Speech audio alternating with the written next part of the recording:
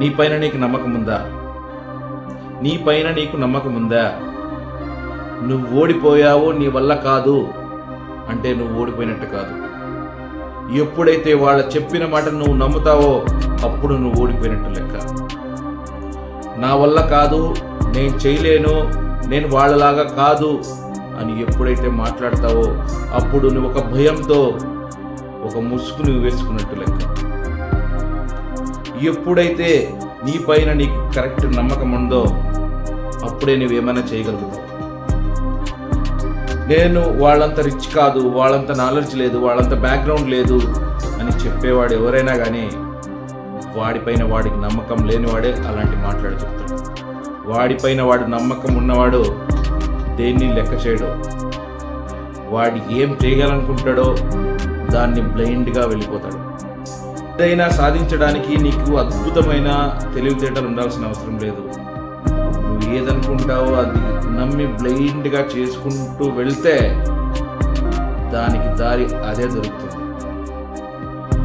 నువ్వు మొదలుపెట్టినప్పుడు చిన్నగా ఉండొచ్చు, కానీ చిన్నగా మొదలుపెట్టిన ప్రయత్నమే రేపొద్దున అది పెద్ద సముద్రంలో వచ్చి కూర్చుంటుంది.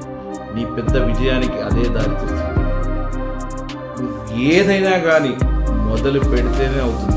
కలలు కంటూ ఉంటే అవ్వదు. నీ పైన నీకు నమ్మకం ఉంటే నువ్వు ఏదైతే అనుకుంటావో అది ఈ రోజు నుంచే, ఈ క్షణం నుంచే మొదలుపెట్టు. రేపు అనే మాట వేశావంటే జీవితాంతం రేపు రేపు అనుకుంటూనే ఉంటుంది. నీ జీవితం కూడా రేపటికే పోతుంది, పోస్ట్పోన్ అవుతూనే ఉంటుంది. నీ జీవితంలో సక్సెసే రాదు.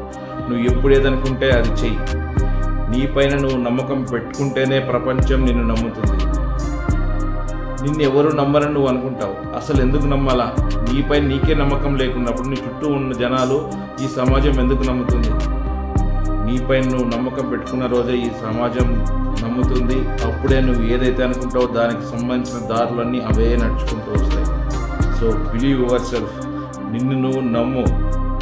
నీపైన నీకు నమ్మకం ఉందా లేదో ఒకసారి రీచెక్ చేసుకో.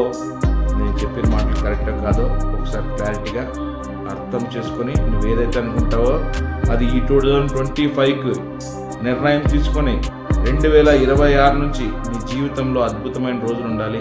ప్రతిరోజు నువ్వేమనుకుంటున్నావో దానికోసం ప్రయత్నిస్తూ ముందుకు సాగితే అద్భుతంగా విజయం నీ వెంటే వస్తుంది.